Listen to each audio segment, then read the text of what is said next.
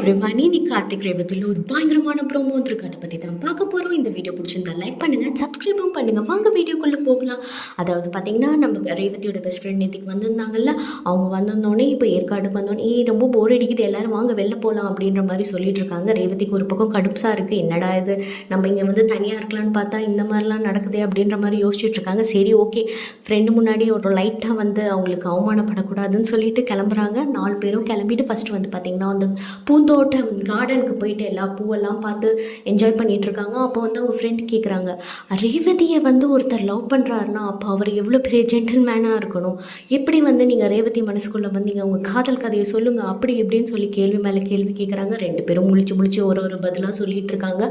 அந்த பக்கம் ஒரு பக்கம் போகும்போது பார்த்திங்கன்னா அங்கே ஏற்காடில் ஒரே குளிர் அடிக்குது. குளிர் அடித்தோன்னே என்ன பண்ணும், ஸ்வெட்டர் வாங்கணும். ஸோ ஸ்வெட்டர் வந்து நிறையா வித்துட்ருக்காங்க. அப்போ வந்து பார்த்திங்கன்னா நீங்கள் ரேவதிக்கு ஏதாவது ஸ்வெட்டர் வாங்குங்க அப்படின்ற மாதிரி அவங்க ஃப்ரெண்டு சொன்னோடனே கார்த்தி வந்து ஒரு பட்டாம்பூச்சி போட்ட ஒரு ஸ்வெட்டரை வந்து வாங்கி கொடுத்துட்றாரு. அதை அவங்க வந்து பிடிக்குதோ பிடிக்கலையோ சரி ஓகே, ஃப்ரெண்டு முன்னாடி அவமானப்படக்கூடாதுன்னு சொல்லிட்டு அந்த ஸ்வெட்டரை வாங்கி போட்டுக்கிறாங்க. அதுக்கப்புறமா அவங்க நடைபாதையில் நடைப்பயணம் போயிட்டுருக்க டைமில் என்ன ஆகுது அப்படின்னு பார்த்தீங்கன்னா, ஆமாம் நம்ம இவ்வளோ நேரம் சுற்றிக்கிட்டு இருக்கோம், யாருமே ஒரு ஃபோட்டோவோ ஒரு செல்ஃபியோ எதுவுமே எடுக்கலாம், வாங்க நம்ம போயிட்டு எடுக்கலாம் அப்படின்ற மாதிரி சொல்லிட்டு, சரி ரேவதி நீயும் முதல்லும் போயிட்டு ராஜாவும் நில்லுங்க, உங்களை அழகாக நான் ஃபோட்டோ எடுக்கிறேன் அப்படின்ற போது 2 பேரும் பார்த்திங்கன்னா அந்த பக்கம் ஒன்றும் நடுவில் பிரிட்ஜு போகிற அளவுக்கு கேப் விட்டு நிற்கிறாங்க. உடனே ஃப்ரெண்ட் நீங்கள் உண்மையிலே வந்து கப்பல் தானா அப்படின்ற மாதிரி கேள்வி கேட்டுடுறாங்க.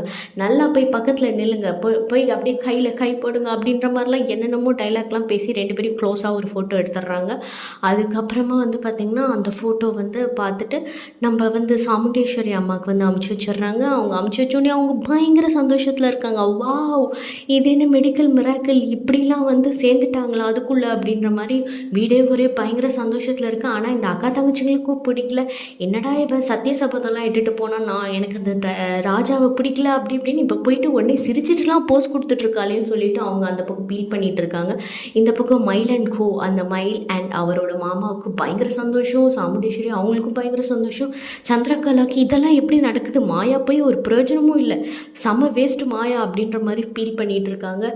இதோட இந்த ப்ரோமோ இந்த ப்ரோமோ முடியுது. நான் இதுக்கு மேலே ஃபர்தராக என்னென்ன வருதுன்றதை நான் அப்கமிங் வீடியோஸில் சொல்கிறேன். இந்த வீடியோ பிடிச்சா லைக் பண்ணுங்கள், தயவுசெய்து சப்ஸ்கிரைப் பண்ணுங்கள். தேங்க்யூ ஃபார் வாட்சிங்.